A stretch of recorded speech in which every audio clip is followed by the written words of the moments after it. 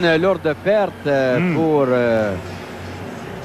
les Leafs. On sait que les Leafs jouent sans les services de Steve Thomas. Ristich a été changé à Washington. Oui.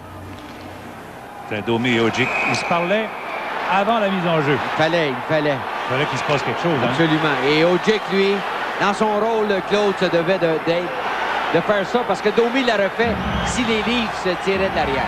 Oui. Et c'est pas la première fois que ces deux gaillards se rencontrent. Oui. Il est petit, mais costaud, ce Domi, à centre de gravité bas, difficile à faire tomber.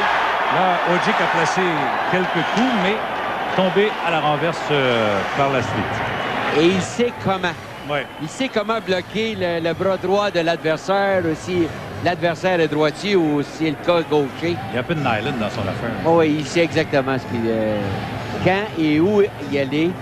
Et quand je dis quand, c'est très rare, Claude, que tu vas voir Ty Domi jeter les gants lorsqu'il est fatigué. Oui, hein?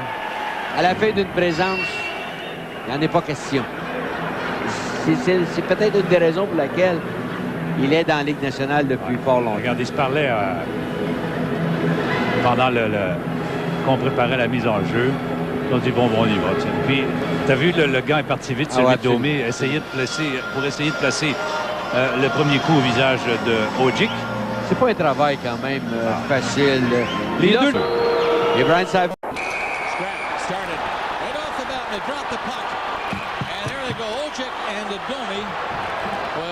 Try to get loose. And these are two tough customers. I don't have to tell you that.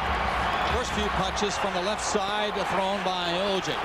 Domi trying to get that left ready to throw the uppercut. Comes with a cross. And they're just grabbing each other and hanging on to the sweaters as you see. Ojic nearly went off balance. If they fall, of course, the linesman will come in as you see now. And Ojic got the only good punch in, the left hand. Well, Ojic and Chad Kilgore. Ojic 6'3", 217. Kilgore 6'4", 225. So Andre Savard acquired both these players in the last 10 days. So it's quite evident he doesn't like the size of 13. Gino Ojic and Ty Domi line up against each other, and obviously this was a prearranged scuffle.